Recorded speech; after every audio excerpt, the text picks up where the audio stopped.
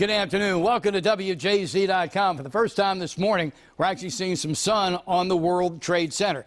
This is the side that actually faces south and west. The sun, of course, starting its transit across the sky toward its western set a little bit later on. And I point this out for a reason because as you look at radar, there's a pretty good amount of energy offshore, and it's flung a lot of clouds our way, much cloudier during the morning and midday hours than had been expected. But we're still going for a high of 39 degrees. But let me show you the cause and effect of those clouds. I mean, wow, Tawnytown, Jarrettsville, Towson at 30 got to shoot up another 9 degrees, 10 below in Aberdeen. Just do the math, 28 right now, Mount Airy.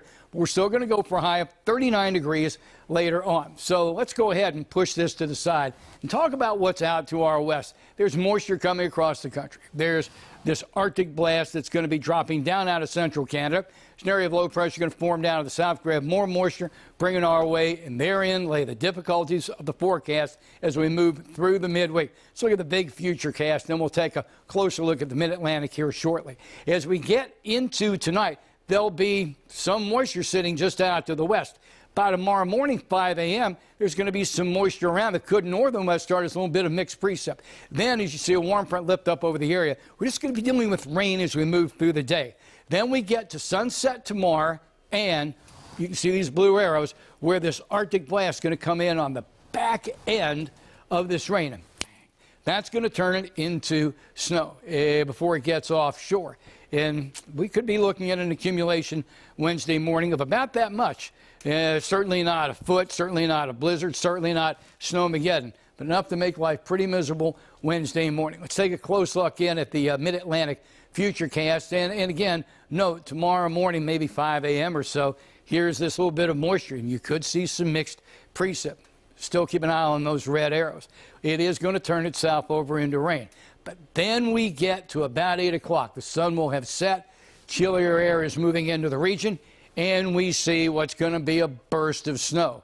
And then there's going to be a PS to that burst of snow, and that's going to have bang. It's going to happen during the overnight hours. So when you get up Wednesday morning, you could easily be looking, before all this energy gets offshore, at, a couple inches of snow. So let's conversationally say from the Beltway north and northeast, we could be seeing 3 to 4 inches of snow.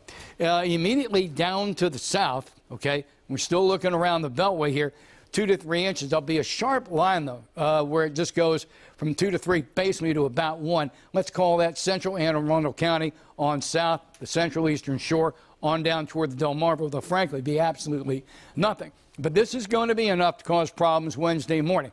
And then here comes the cold air. These are temperatures right now at 12:30. 6 Minneapolis, 13 Omaha, 14 degrees in Bismarck. And this before we even calculate wind chills, because we are going to have that pressure gradient set up. And that's going to become a very big deal once we get into Wednesday night, Thursday night, and frankly, even on into Friday. Let's go ahead and take a look at the 7-day forecast. Look at this, 27 and 6. Now, this is before wind chills. With wind chills, we could easily be looking at 10 to 15 degrees, let's say, Wednesday afternoon. That 6 degrees is going to be 0 or less wind chill.